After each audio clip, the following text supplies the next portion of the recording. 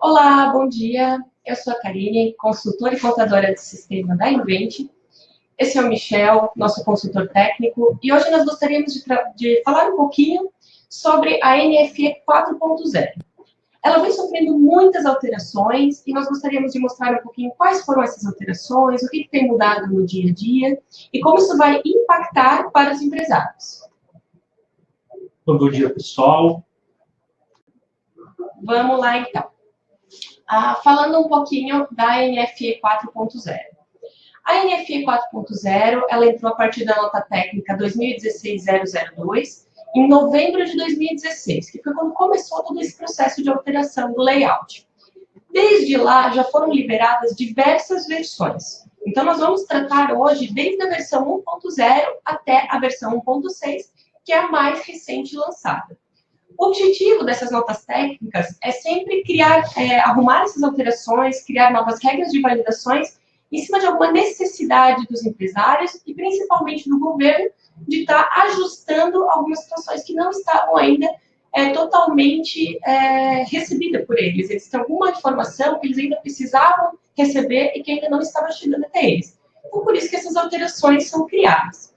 Além, claro, de algumas outras definições que eles vão criando, como, por exemplo, o pacote, o protocolo TSL 1.2 de comunicação, que passou a ser obrigatório. Eles não estão mais aceitando o SSL, onde eles começam a controlar um pouco mais a segurança dessa informação.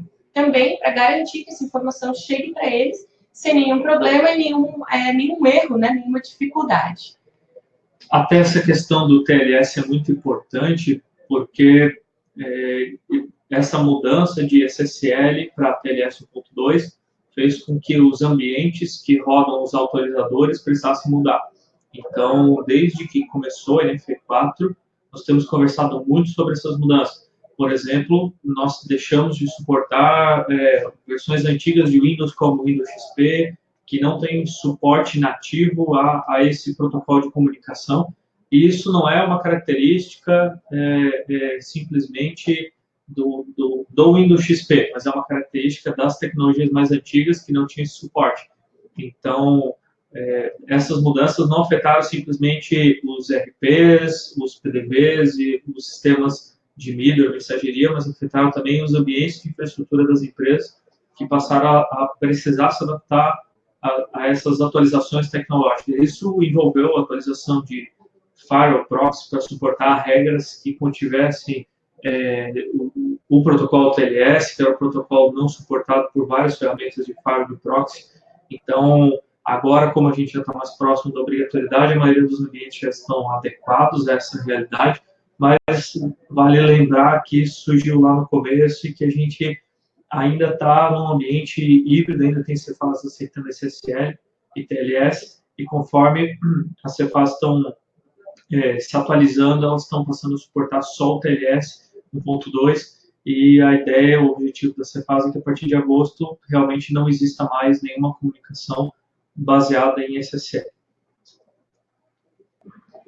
Bom, os prazos, né? Então, os prazos, eles também vieram alterando, tanto é que a versão 1.6, ela entrou muito forte justamente para mudar o prazo de utilização da versão 4.0. O ambiente de homologação foi liberado no começo desse mês, então, dia 2/7/2018, que foi liberada a homologação para essa última versão. No ambiente de produção, já entrou no dia 9/7 também, e a desativação da versão 3.10 vai ficar para o dia 2 de agosto de 2018. Então, na semana que vem, é o prazo final para quem ainda utiliza a versão 3.10, está migrando para a versão 4.0 da NFE. Vale lembrar que esses prazos eles se aplicam hoje à NFE e à NFC, por causa da mudança do QR Code 2.0, tem um prazo de desativação do layout 3.10 um pouco diferente, que é a partir de outubro, né? E esse prazo de agosto também, ele é um prazo que foi negociado entre os contribuintes e o fisco por causa da dificuldade que os contribuintes estavam encontrando em se adequar à NFE 4, né? E o fisco, obviamente, aproveitou já essa prorrogação para adicionar mais mudanças na NFE 4.0, que é algumas coisas que a gente vai trazer hoje para vocês.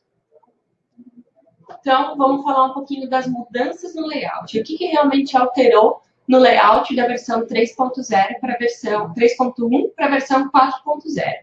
Então, eles passaram a aceitar o documento fiscal modelo 2, que é aquele documento fiscal em papel, os documentos referenciados, que até então eles não aceitavam. É um documento antigo, é um documento que poucas empresas usam, mas pelo varejo já estar utilizando tanto o documento fiscal eletrônico, acabou sendo necessário essa adequação.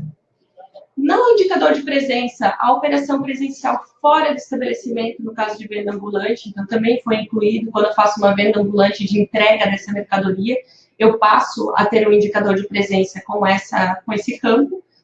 Foi criado o campo de rastreabilidade do produto, que é para fazer o acompanhamento de produtos odontológicos, veterinários, medicamento, onde eles passam a confirmar também o número de lote, data de validade, data de produção dessas informações. Não é só mais dizer que eu vendo um medicamento, eu tenho que botar mais informações para que eu consiga rastrear desde a indústria até o consumidor final que aquele produto exatamente foi vendido. A Karine comentou especificamente sobre os medicamentos agora, mas a ideia do fisco de criar esse grupo de rastreabilidade foi justamente generalizar essa informação, porque ela não é útil simplesmente para medicamento, ela é útil para outros tipos de produto que possam ter a venda controlada, como produtos químicos e esse tipo de coisa, ou produtos que tenham, que sejam alimentícios, veterinários e que caminhem nessa linha de necessidade de rastrear, por exemplo, fabricação, validade, esse tipo de coisa.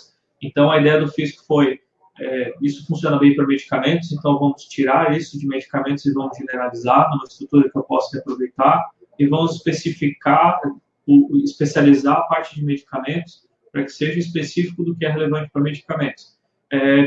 Isso nos leva a crer que, futuramente, no futuro próximo, a Cefaz vai começar a publicar outras notas técnicas regulamentando e orientando os contribuintes sobre como informar esses campos quando forem vendas de outros produtos que não sejam medicamentos. Hoje, isso afeta diretamente medicamentos só.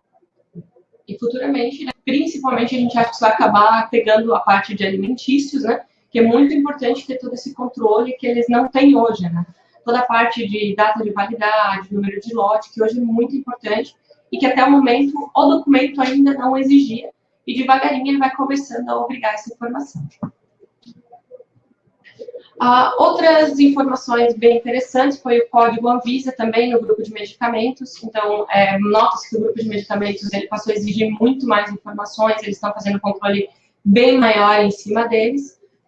No grupo de combustível entrou as informações a respeito do GLP, e também da descrição do código ANP, onde essas informações também passaram a ser obrigatórias, até então não tinha. As informações do GLP, elas também estão com umas validações, que nós vamos falar depois um pouquinho das regras de validações, mas estão com umas validações em cima que tem algumas dúvidas ainda, que o pessoal tem batido bastante, e são informações que passam a ser obrigatórias e são bem importantes para o fisco ter essas informações a respeito também do grupo de combustíveis. Essa questão da descrição do código ANP é até bem interessante, porque na versão 3.10, algumas Cefaz, por exemplo, estavam validando o nome do produto, quando era vendido, um produto que era sujeito a informar os dados da ANP, e os dados de combustíveis, e o varejista, por exemplo, sofria muito com precisar vender um produto com o nome específico do código descrito na lista da ANP. Então, a Cefaz flexibilizaram isso e agora, com a 4.0, vai ser possível vender um produto com uma descrição conforme o posto de combustível, por exemplo, achar mais adequado. Ele vai poder vender a gasolina especial dele de avião lá, e na descrição do código ANP vai ter realmente a descrição da lista ANP, gasolina comum, enfim, gasolina aditivada de um determinado tipo 1, tipo 2, conforme a lista ANP, não influenciando mais a informação que vai impressa lá no DANF, DNFC ou DNF, que era justamente a discussão que tinha, principalmente para os varejistas que trabalham muito para reduzir o que é impresso no bom reduzir custo nesse pedaço. Então, foi uma mudança boa do fisco, que veio aí para facilitar a nossa vida nesse ponto. Foram criados campos relativos também ao Fundo de Combate à Pobreza nas operações internas e interestaduais com substituição tributária. Essa foi uma alteração do layout que ela veio, que tem pego bastante também de desprevenido, né? Os empresários, os desenvolvedores de software. Por quê? Porque o Fundo de Combate à Pobreza não é todo estado que aplica, não é todo produto que tem a obrigação de ter o Fundo de Combate à Pobreza. Cada estado, ele acaba aplicando a regra de uma forma. Então, eles tinham criado já na última versão os campos de Fundo de Combate à Pobreza, só não tinham associado eles ainda à substituição tributária. Se eu pago o imposto pelo imposto, o Fundo de Combate à Pobreza pelo ICMS normal, e esse produto tem substituição tributária, então eu também tenho que pagar o percentual do Fundo de Combate à Pobreza na substituição tributária.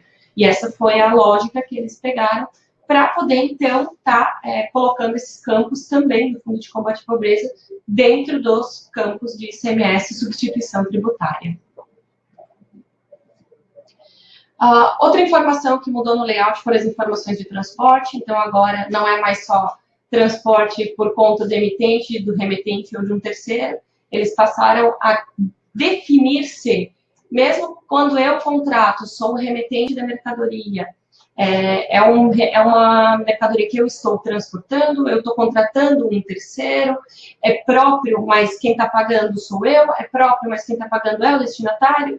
Então, eles começaram a criar alguns vínculos em cima do transporte, para ter um acompanhamento melhor também. Por quê? Porque eles também mudaram os layouts do CTE e do MDFE. Já foi feita essa alteração, ela já está em vigor há algum tempo, mas com essas alterações da NFE, elas também acabam aplicando, com essas alterações do CTE e do MDFE, elas acabam repercutindo na NFE também. Foi acrescentado também um outro grupo que está gerando bastante discussão, que é o grupo de repasse de ICMS nas operações do CST 60. Então, eles criaram mais um campo para poder estar repassando o ICMS no caso de vendas a consumidor, que seria o ICMS 60, o CST 60 e o CSOSN 500, que acabam entrando dentro dessa aplicação. Depois que nós passarmos todas as informações a respeito das mudanças do layout, nós vamos tratar um pouquinho mais esse ponto em específico, tá? Foi criado o grupo de IPI no total da nota fiscal eletrônica também, para poder fazer a devolução do IPI no caso de empresas que não se acreditem no IPI. Então, elas vinham na nota de venda para elas, na nota do fornecedor, o IPI destacado. Quando fazia uma devolução, tinha que devolver esse IPI para o fornecedor. E como fazer isso? Então, eles criaram um grupo de IPI para poder estar devolvendo esse valor em campo específico para a pessoa poder se acreditar novamente dessa informação. Passou a ser obrigatório o grupo de informações de pagamento na NFE e na NFC, quando for ajuste ou devolução com a opção 90. Então, agora tem a opção, tem sem pagamento, que é para esses casos específicos de ajuste ou devolução, que são obrigatórios nessa situação. Essa foi uma mudança bem interessante, porque conforme nasceu o NFC, os documentos acabaram indo para caminhos diferentes. A NFE tinha uma ideia de faturas duplicadas e a NFC uma ideia de pagamento. Então, o fisco optou por começar a padronizar isso e ainda ter a informação específica de faturas na NFE, mas generalizar isso num grupo de informações de pagamento, que daí, sim, ele vale para NFE e NFC e passa a ter um padrão na hora de informar isso, na hora de tratar isso do lado do RP. Foi uma mudança com esse objetivo final. Inclusive, conforme o Michel estava falando, para fazer essa adequação, para juntar todas essas informações no mesmo campo, eles tiraram a informação de pagamento do começo do XML e passaram, então, para as informações de pagamento, para definir se é um pagamento à vista, um pagamento a prazo, e também as informações de como isso tem que ser cobrado. No caso específico de fatura, de parcelamento, eles criaram regras onde agora eu sou obrigada a colocar no campo de dados de cobrança o número de parcelas sequencial, numérico, com 3 algoritmos, tem que ser assim. Vai ser obrigatório só a partir de setembro, mas tem que ser nesse modelo. E, a partir do número de parcelas, também eles mudaram a ordem de data de vencimento, que também vai seguir um padrão. Dessa forma, vai ter que ser apresentado dentro do XML, também no DANF, vai passar a ser dessa forma. Antes, os clientes podiam botar qualquer informação, podiam botar, inclusive, letras junto aos campos, né? E agora passa a ser obrigatório tratar dentro desse padrão todos os clientes. Junto ainda, falando das informações de pagamento, para eles poderem unificar as informações da NFE e da NFSE, então eu passo a ter as informações de pagamento, de tipo de pagamento, igual para os dois documentos. Antes era obrigatório apenas para a NFCE, esse tipo de informação, e agora passa a ser dos dois. Qual a diferença? A diferença é que tem casos em que só pode ser utilizado para NFE e não para NFCE. Né? No caso do sem pagamento, por exemplo, só para nota de ajuste e devolução, o NFC não pode receber essa informação. Então, eles passam a ter alguns controles. Mas, tanto a NFE quanto a NFC passam a utilizar as mesmas informações nos mesmos campos. Outra informação que foi incluída na NFE, que já era bem importante, é a parte de valor do troco, que até então, para o varejo, isso é uma coisa que faz todo sentido. Quando eu faço uma venda rápida no NFC, a pessoa vai me dar um valor em dinheiro. Dificilmente ela me dá um valor correto, um valor exato, normalmente tem um troco. Então, para fazer esse controle do valor, para bater o valor pago com o valor total da nota, teria que ter essa diferença que é o valor de troco. Que até então não tinha esse campo dentro do documento, mesmo sendo aplicado na hora da venda mesmo, né? Então, eles passaram a fazer esse controle também. Essa questão do troco é bem interessante, que ela já existia no SAT, desde o início do projeto do SAT, e até foi uma influência do SAT trazer isso para a NFCE. Realmente, o SAT entendeu melhor essa necessidade do varejo e criou logo essa questão do troco. A NFC aproveitou essa informação que deu certo no SAT, trouxe isso para dentro da NFC, deixando os dois layouts um pouco mais parecidos agora. Né? Essa era uma das principais diferenças que o SAT tinha, esse conceito de acréscimo, desconto, troco. A NFC ainda não tem essa parte de acréscimo, o desconto já tinha, e agora trouxe o troco, já deixando os dois documentos um pouco mais próximos. Apesar de seguirem estruturas diferentes, as informações agora são muito mais parecidas. Foi incluídas também novas bandeiras no cartão de crédito e débito. Antes eles trabalhavam com Visa, Master, né? E agora eles aumentaram um pouco essa cadeia de bandeiras de cartão que eles estão aceitando. O que mais teve ali a respeito do Fundo de Combate à Pobreza, que eles criaram um grupo específico dentro do XML, então eles criaram um grupo N na sequência do XML, onde trata para todos os CSTs o grupo de Fundo de Combate à Pobreza. Então, em qualquer uma delas, o grupo N vai sempre tratar do Fundo de Combate à Pobreza. Algumas alterações de descrição de campos também, que acabou pegando, onde eles passaram a ter os campos de alíquota para o PICMS e o PICMS-ST, que seria a parte do percentual de ICMS. Então, eles foi só realmente para arrumar essa descrição, para deixar a descrição mais correta e igual, né? Assim como o campo também da base de cálculo de Fundo de Combate à Pobreza ST, que eles também alteraram a descrição para seguir um padrão em todos esses campos. O valor de base de cálculo retido anteriormente também, então eles fizeram uma correção dentro desse grupo, tá? Que é o grupo do ICMS 60, e botaram o campo do percentual de substituição tributária dentro do grupo do ICMS 60, que até então eles tinham a base de cálculo e o valor e não tinham um percentual. Então, parecia que faltava uma parte do cálculo para chegar naquele valor. Então, eles botaram esse campo também, que era um campo que faltava dessas informações. Fizeram algumas correções a respeito do campo do valor do IPI e das informações de pagamento que passam a ser obrigatórias. Então, o campo de informações de pagamento antes não era obrigatório para a NFE e agora passa a ser justamente por eles terem unificado, né, os documentos e ter alterado essa informação de duplicado e tudo mais. Falando um pouquinho agora das regras de validação. Até então nós mostramos o que mudou. Agora nós vamos mostrar o que eles vão cobrar em cima dessas mudanças.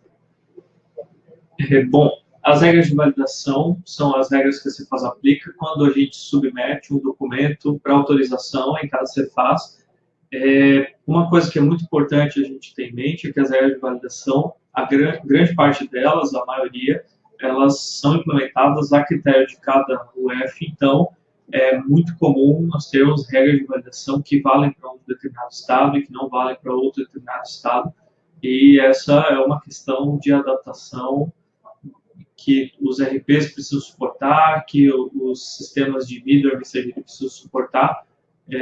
Realmente, cada unidade federativa no Brasil tem autonomia para decidir como lidar com os impostos, e por isso a NFE e a NFC seguem o mesmo caminho.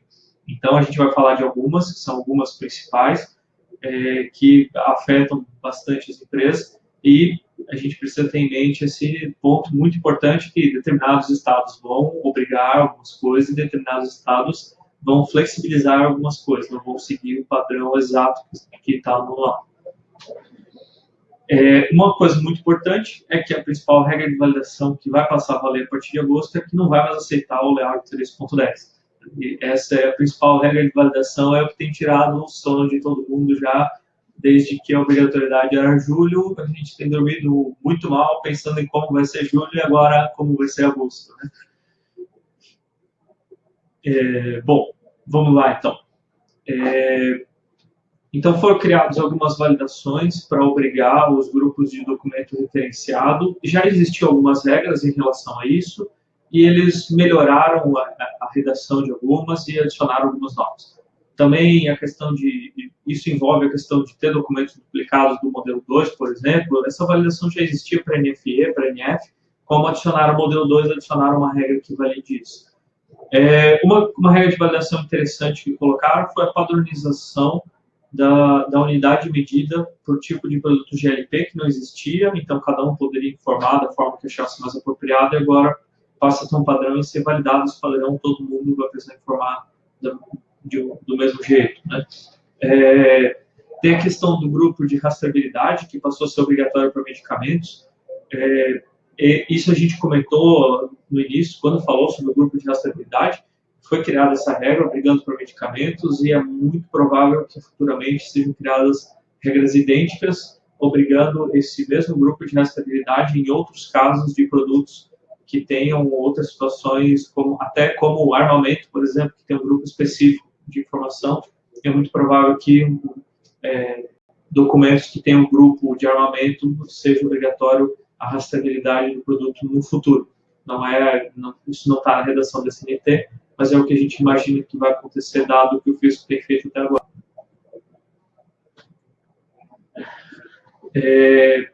Foram colocadas algumas regras de validação no grupo de rastreabilidade, por exemplo, relacionadas à data de validade de fabricação.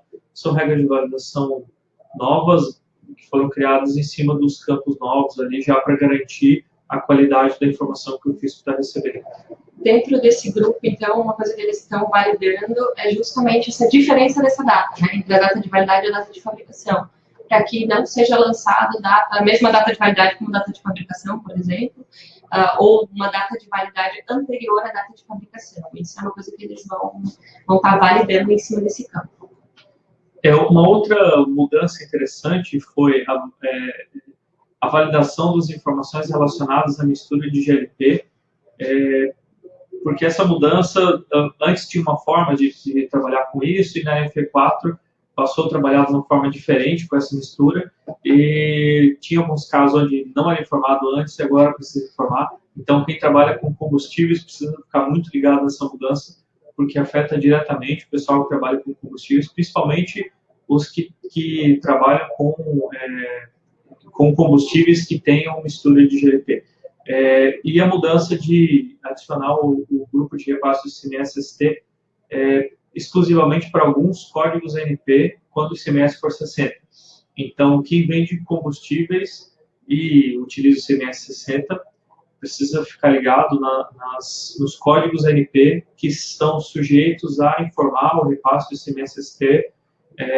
Essa é uma regrinha que ficou até um pouco chata de controlar, porque é muito comum, por exemplo, trabalhar com combustíveis como gasolina e etanol. E a gasolina é um tipo de produto, um código NP, que obriga a informação do grupo de repasse CMSST. Já o etanol não obriga, o etanol não precisa informar esse grupo de repasse CMSST, então precisa ficar bem ligado em relação a esse tratamento dos produtos por código NP, quando informar esse grupo de repasse e quando não informar, até porque nos casos onde não precisa informar, se for informado, determinadas CFAs hoje já rejeitam, dizendo, olha, esse grupo foi informado indevidamente para esse código NP.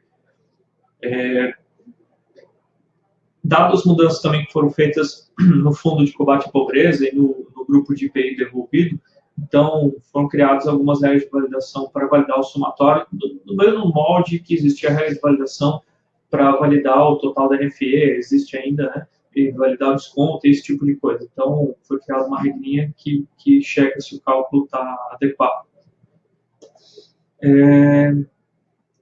Tem mais algumas regras relacionadas ao IPI devolvido. Uma inclusão, na verdade, só no total, né, nos valores totais da nota, que até então não tinha essas informações no total da nota. Então, passa a somar no total da nota, fazer a validação dessa soma, e a inclusão desses campos também somando no total da nota, né? Porque não é mais só aqueles campos que veio antes, de valor do produto, desconto, frete, seguro, ICMS e substituição tributária, agora entra também o valor de IPI devolvido e as informações do Fundo de Combate à Pobreza SP.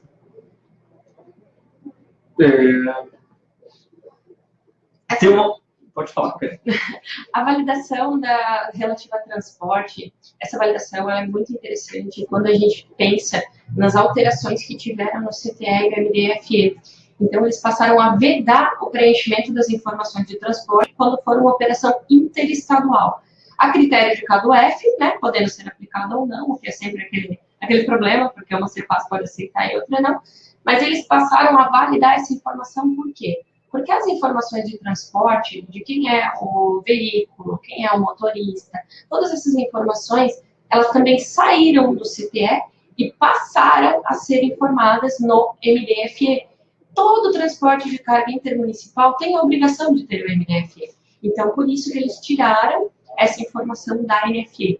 Então, a gente pode ver que toda essa movimentação de atualizações que está tendo, desde CTE, MDFE até a NFE, ela já vem se moldando para que essa parte de transporte, de quem é a pessoa que está transportando, se esse motorista está sendo pago com as informações do CIOT, todas essas informações, devagarinho elas estão sendo transportadas para o MDFE, passando a ser obrigadas apenas nesse documento. E esse documento passa a ter que ser levado junto com o MDFE, todo o transporte interestadual. Por isso que eles tiraram essa validação. E esse é um ponto muito importante, porque hoje o MDFE ele já é obrigado em várias situações. Como a gente está falando de NFE, acho que não é coerente a gente entrar no mérito de quando é obrigado o MDFE ou não.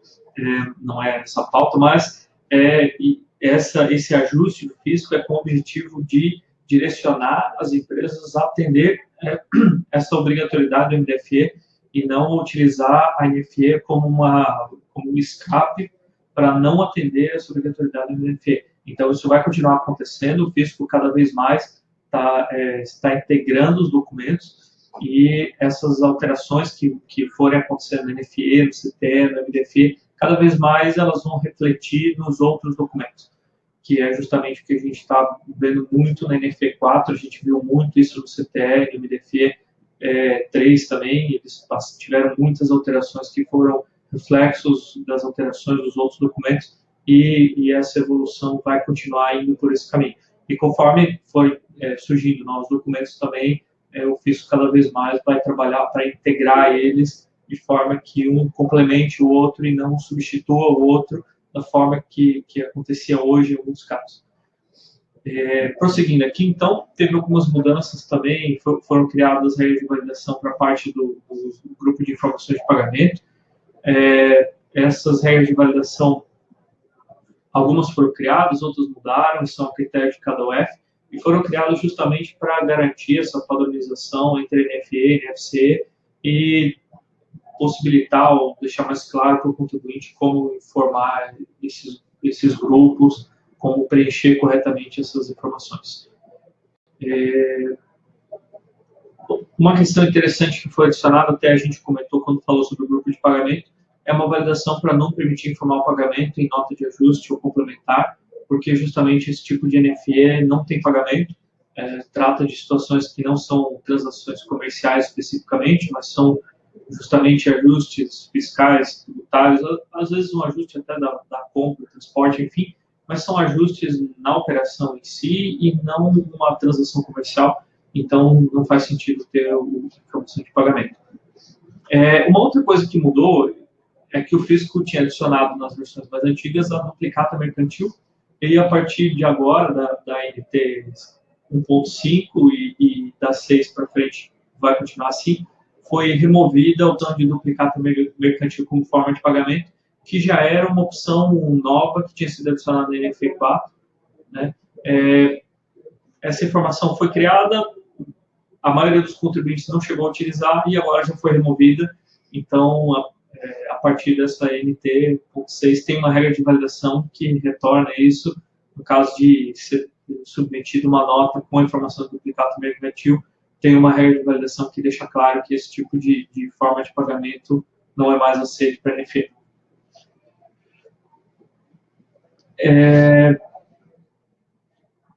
Aqui fala um pouquinho mais sobre essa questão do duplicata mercantil também. Tiveram algumas mudanças quando o pagamento é dinheiro, o cheque também. Outra coisa que mudou foi a validação que foi adicionada, é a validação do somatório dos pagamentos.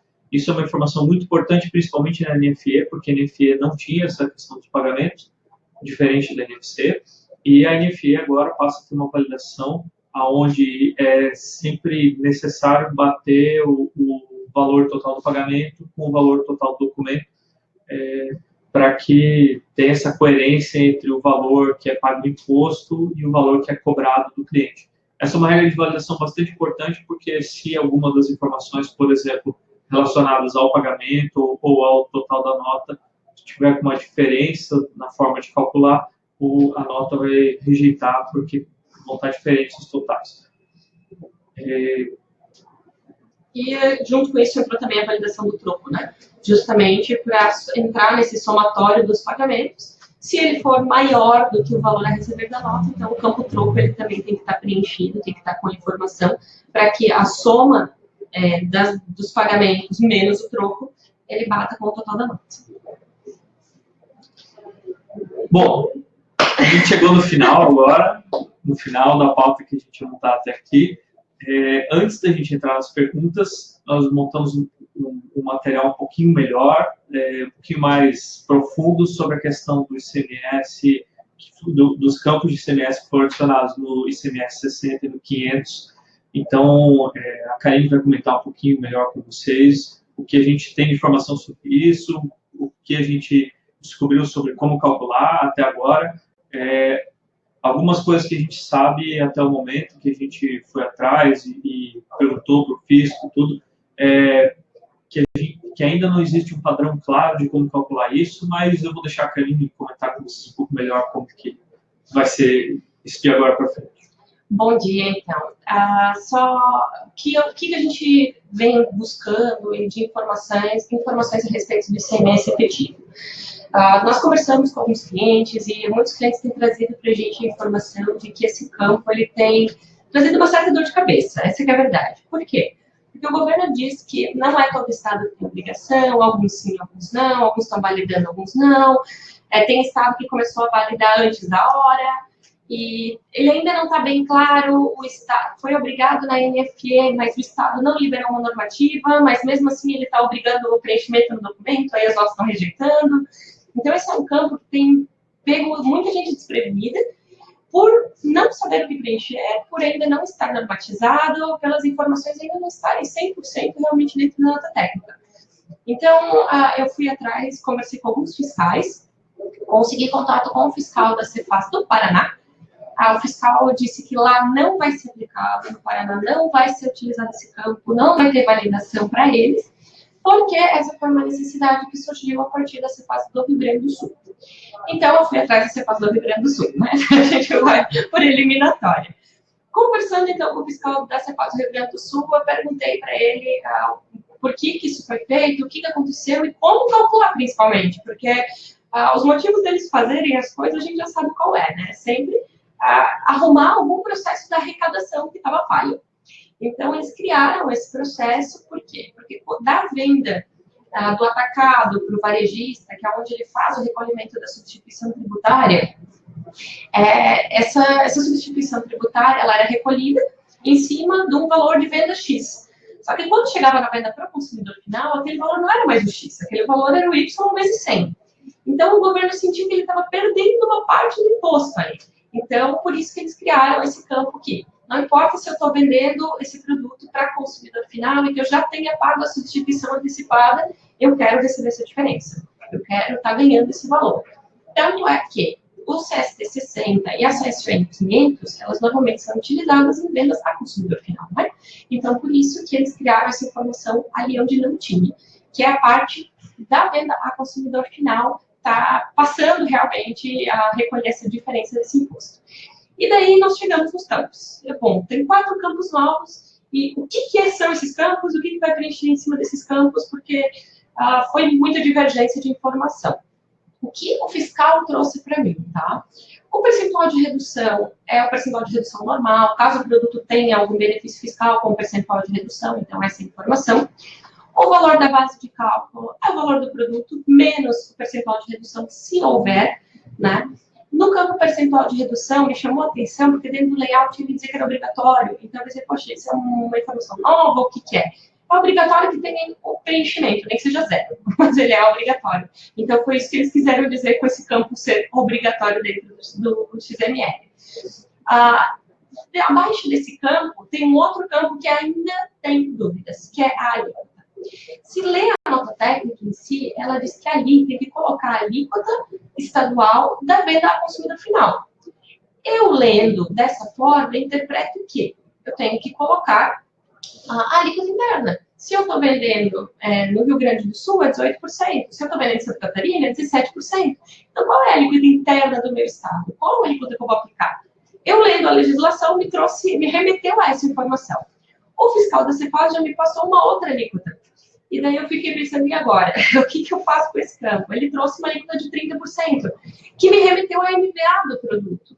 Então, realmente eu ainda não entendi esse campo se vai ser aplicado a MVA ou a alíquota interna. Eu ainda vou correr um pouco mais atrás do fiscal, vou conversar um pouquinho mais com ele, para ele me trazer essa informação um pouco mais precisa, porque como ele me trouxe, não me deixou claro realmente a efetividade desse campo. E daí o campo do valor do imposto nada mais é do que a alíquota vezes base de cálculo, que é aquilo que a gente já é acostumado a tratar. Mas realmente, o que hoje eu senti que ainda não ficou claro, né, porque pela legislação me remete a uma informação, pelo fiscal da Cepaz me remete a outra informação, é justamente esse campo de alíquota de venda ao consumidor. Se ali dentro eu vou botar a alíquota interna ou se eu tenho que aplicar a MVA, que foi o que o fiscal me passou no exemplo que ele me mandou. Mas ainda vou dar uma conversadinha e posteriormente a gente encaminha para vocês por e-mail essa informação, para quem tiver interesse, para a gente poder deixar realmente bem claro o que eles estão exigindo a partir desse ponto.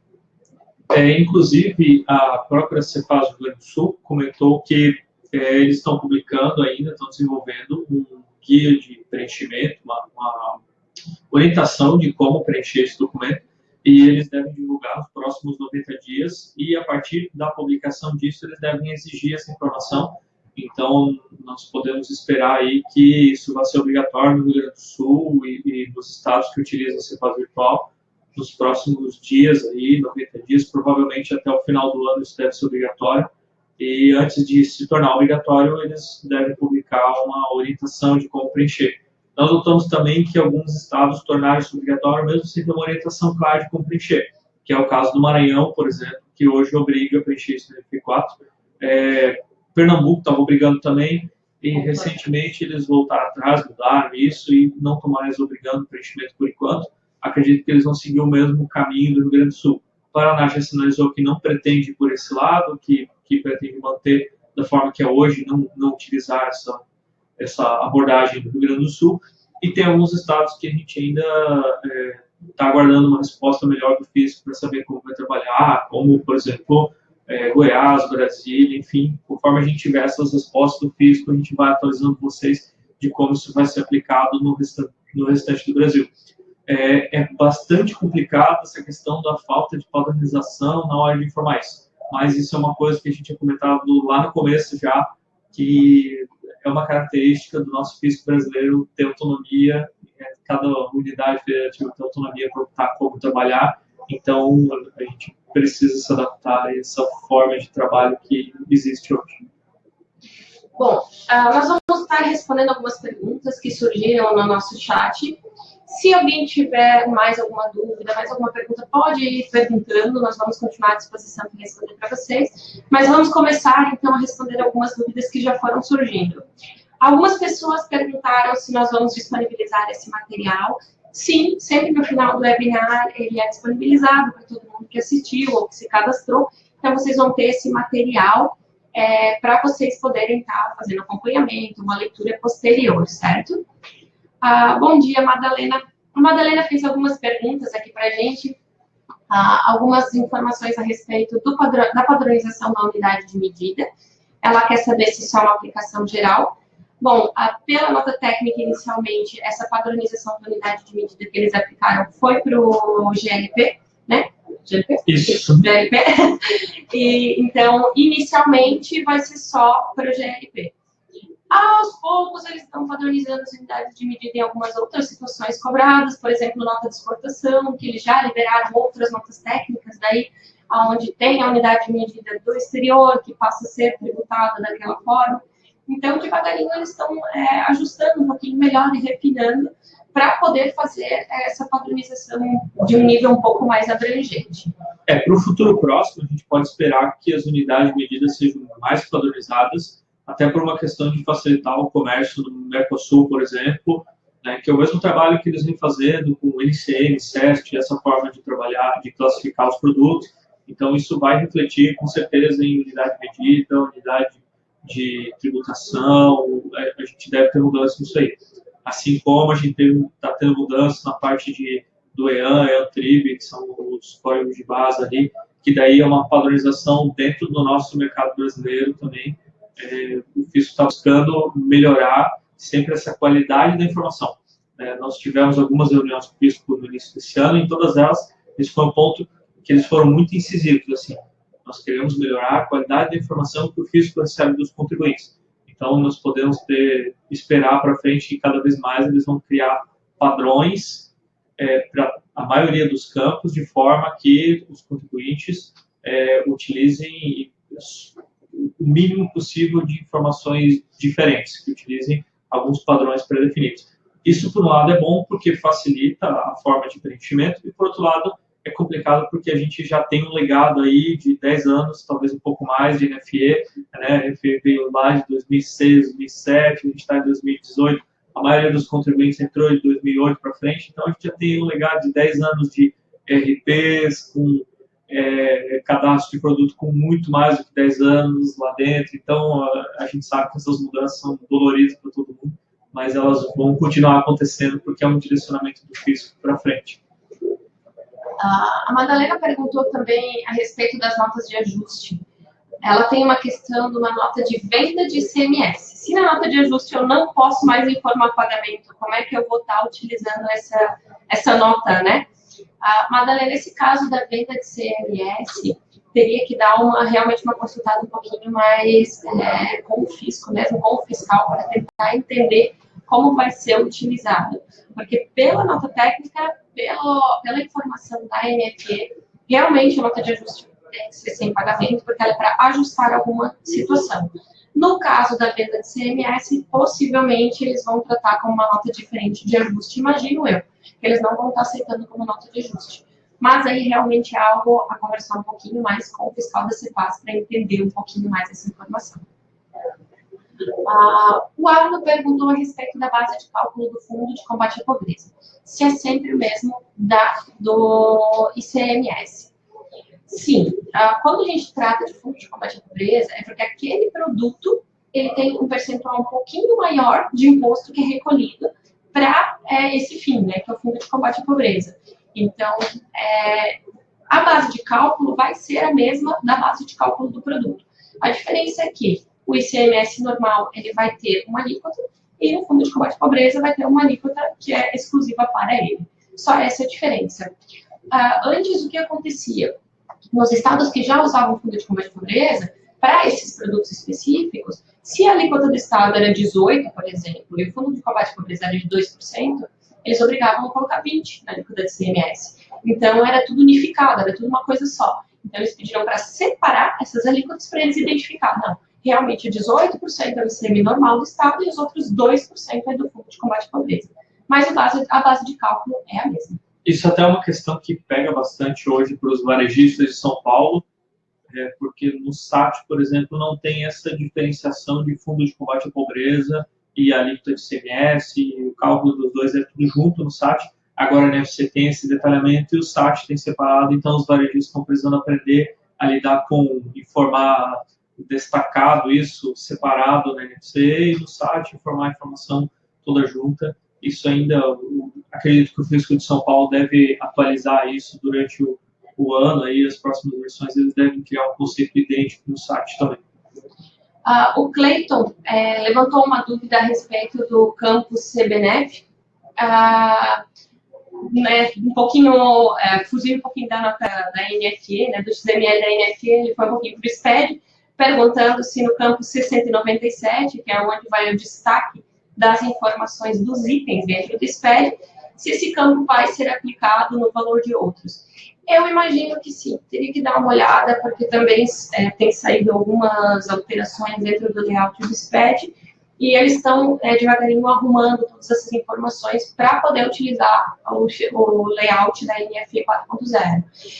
Essas alterações de NFE dentro dos documentos, das declarações acessórias, elas pegam um pouquinho mais, porque além de mexer no documento, ter que arrumar RP, fazer isso tudo, ainda tem que enviar essa informação para o fisco nas declarações.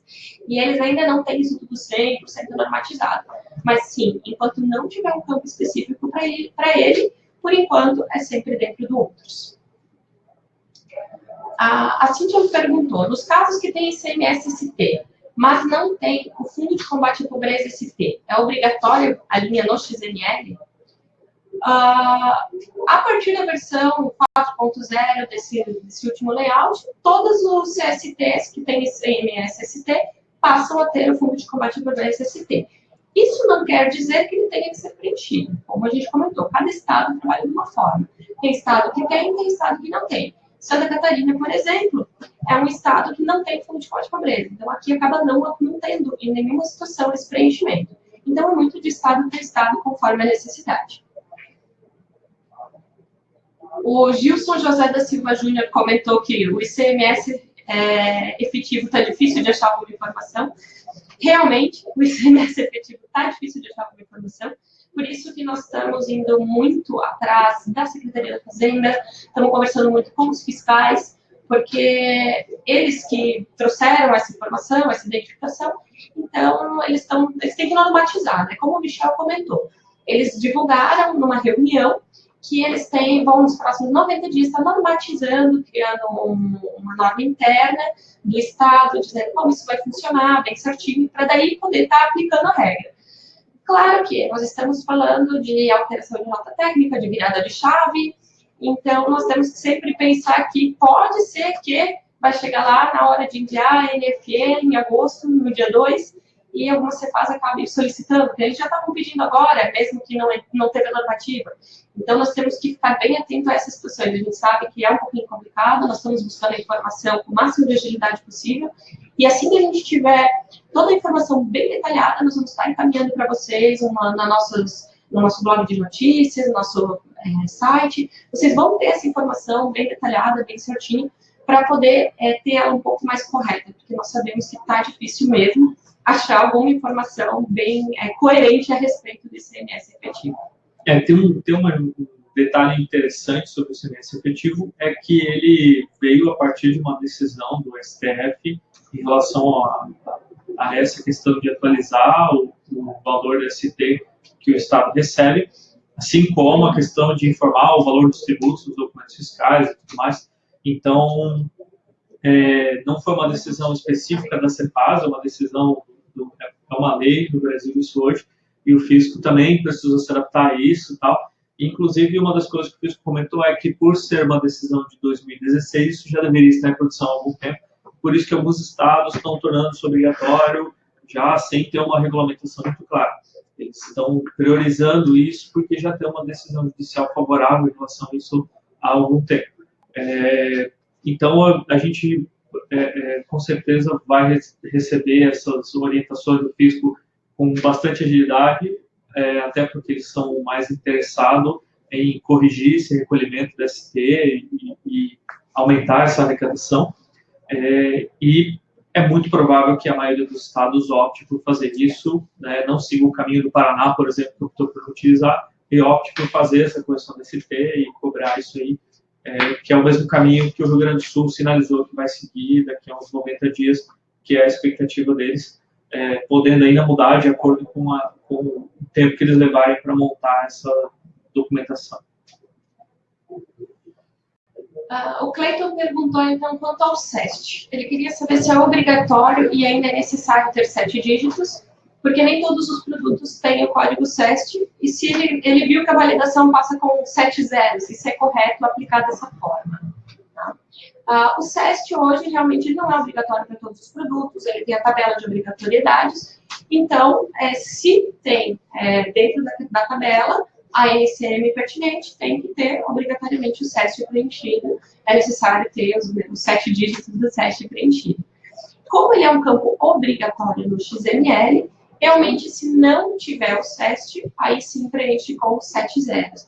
Mas se tiver o SEST correspondente, tem que ter o preenchimento correto, né? Mesmo que passe, que a validação ainda aceite os 7 zeros em qualquer situação, é importante começar a ter esse controle, fazer toda essa informação, porque nós sabemos que a Cefaz, devagarinho, ela está sempre liberando uma nova atualização, uma nova validação, e muito em breve eles já vão estar fazendo essa validação do NCM com o SEST.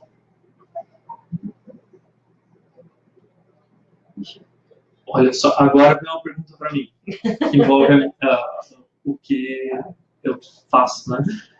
O Sidney perguntou o seguinte, ele comentou que utiliza o NFPEC e trabalha com arquivo texto, perguntou se precisa instalar, atualizar o aplicativo para trabalhar com o 4.0. Sidney, sim, precisa atualizar o NFPEC, assim como precisa atualizar todas as nossas aplicações relacionadas à emissão de NFE.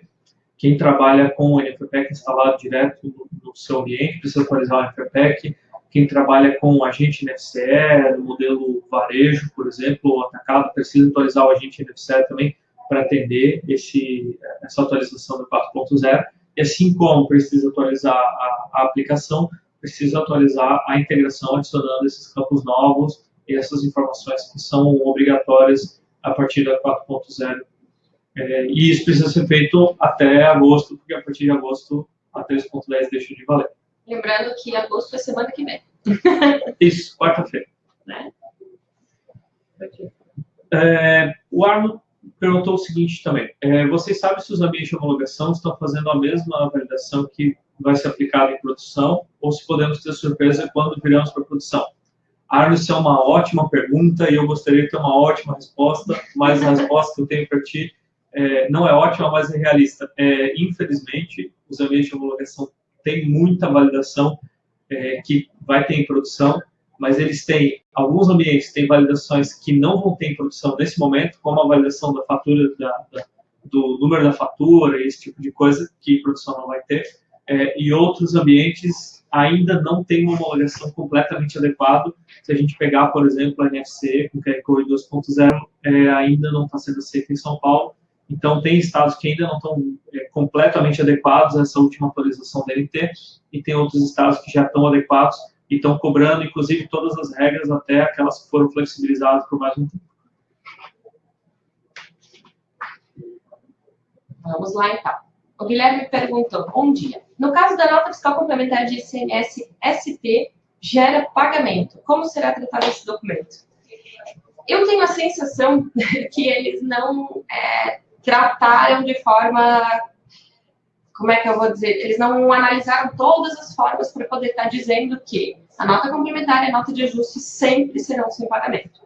Hoje, como está a legislação, a validação e a nota técnica, realmente não tem como fazer o pagamento, tá? Não tem como botar essas informações, certo? Infelizmente, ainda, essa é como eles liberaram a nota técnica. Possivelmente, a partir do momento que os empresários começarem a entrar com solicitações, tentando identificar como tratar dessas informações, eles devem fazer uma normativa, liberar uma nova nota técnica, ajustar esses pontos que ainda ficaram em aberto. A nota 4.0, ela liberou, eu contei ontem, se não me engano, são 10 versões no todo, apesar de estar na 1.6, teve a 31, a 41, a 51 ali no meio também. Então, eles fizeram muitas versões de ajuste ali no meio, desde que liberaram, mas ainda assim, como toda grande alteração de layout, sempre fica um e outro ponto a ser ajustado. O Paulo perguntou se o prazo para a NFC 4.0 é 1º de outubro de 2018. Então, Paulo, a partir de 1º de outubro de 2018, não será mais possível autorizar a NFC 3.10 e nem a NFC 4.0 com QR Code 1.0.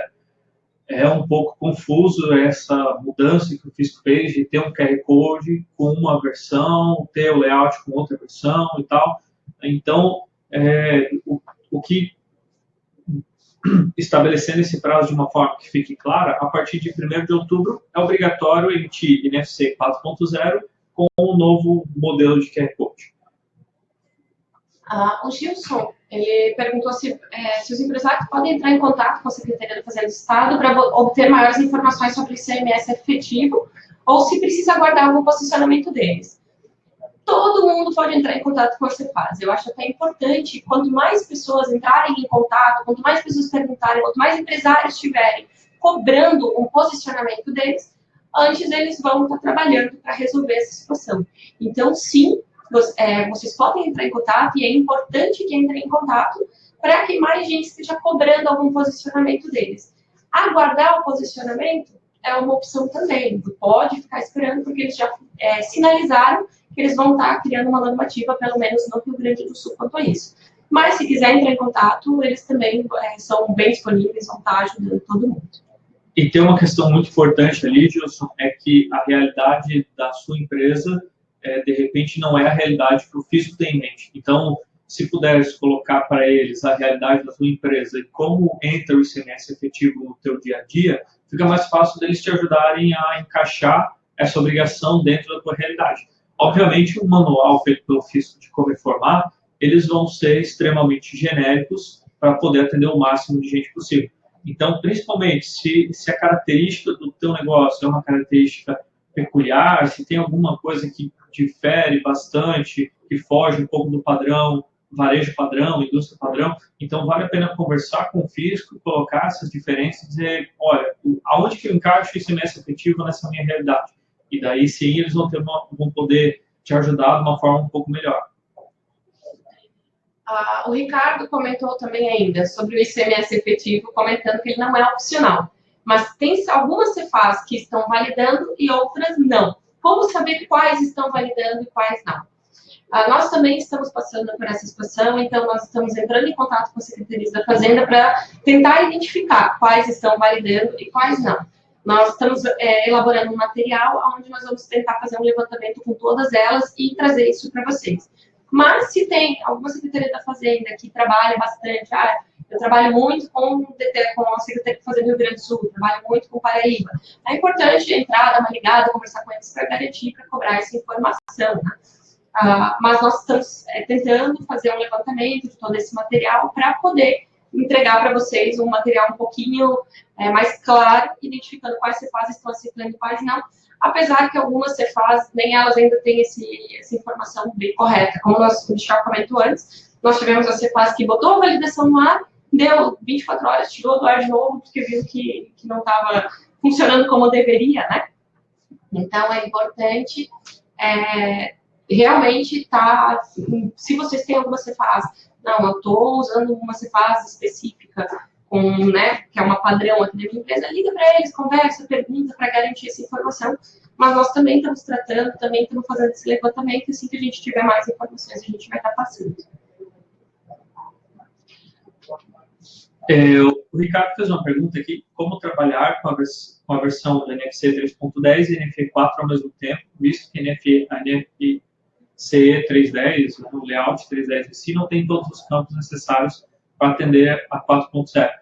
Ricardo, a gente precisa de um exemplo um pouco melhor para poder esclarecer a tua dúvida, porque para a gente, do nosso ponto de vista de documento fiscal eletrônico, eles são duas coisas que têm um layout que tem sido unificado ao longo do tempo, mas são duas coisas que se aplicam em situações diferentes dentro do teu negócio. Então, se puder colocar um exemplo um pouco mais claro de aonde está chegando esse impacto e tal, fica mais simples, fica mais fácil da gente dar uma resposta mais assertiva para ti, né?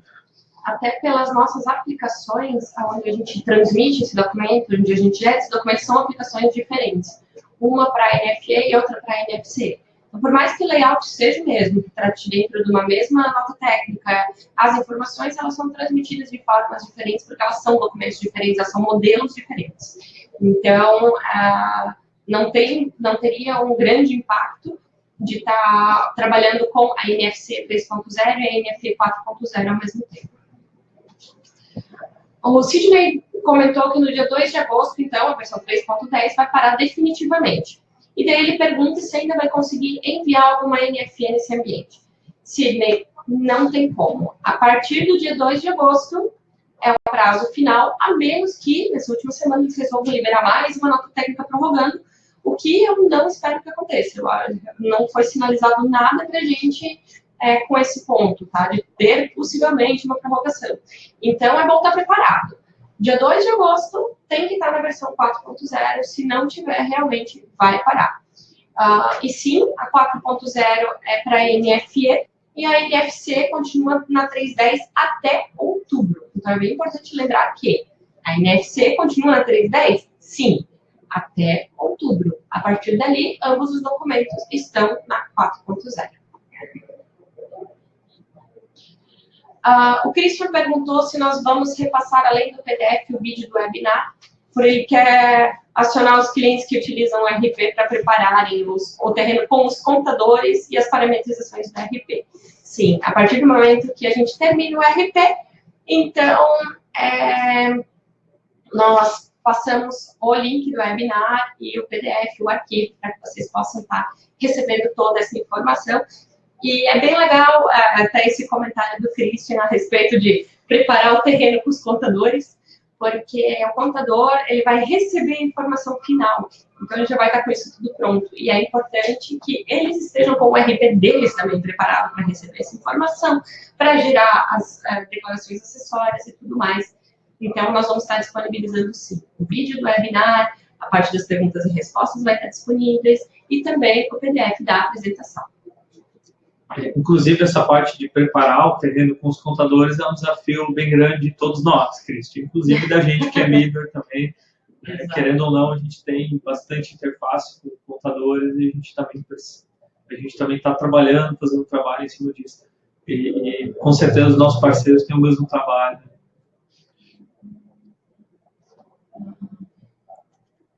O Michel havia pedido para o Ricardo um exemplo, né? De como trabalhar na versão 3.10 da NFC e na 4.0. Ele comentou que na versão 3.10 não tem o fundo de combate à pobreza. E Ricardo, assim, uma coisa que vai acontecer agora, como nós temos versões diferentes de layout de documento ativas, do ponto de vista de integração, as aplicações vão precisar estar adequadas para ter uma integração que suporte NFE e uma integração que suporte NFC, dadas essas diferenças que os layouts vão ter até outubro.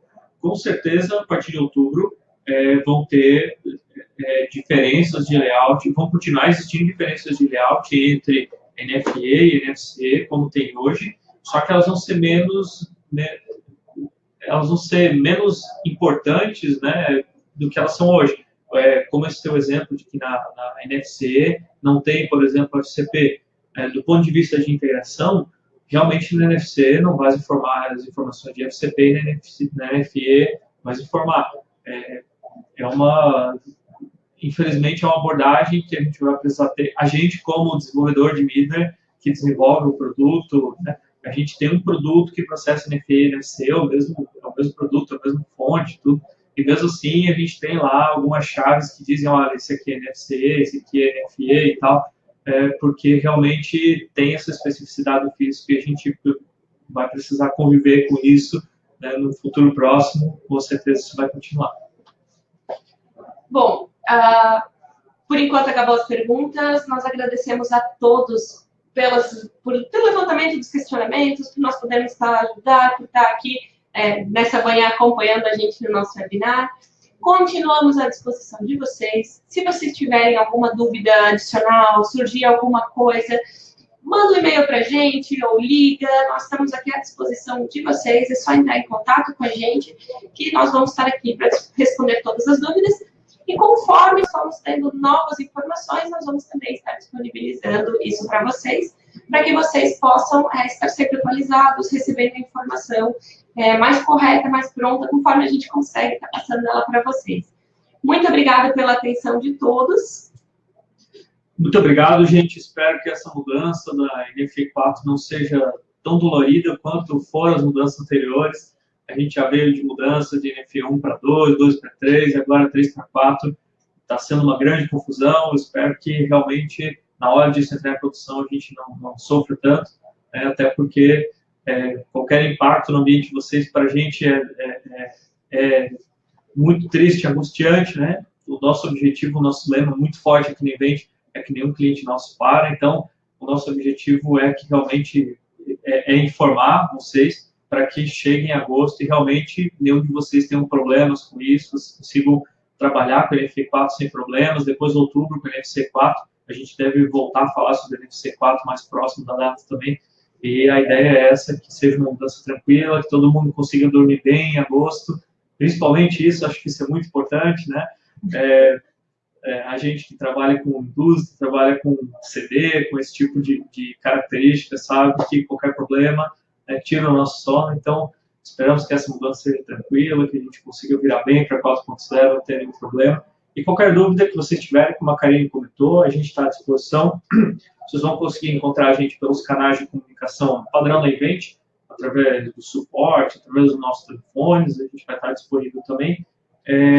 No final, a gente vai divulgar esse material para todos vocês e, conforme vocês tiverem dúvidas, a gente disponibiliza novos materiais, assim como a gente vai disponibilizar um material específico sobre essa questão do silêncio efetivo. Muito obrigado. Obrigada a todos, tenham um bom dia. Tchau, tchau.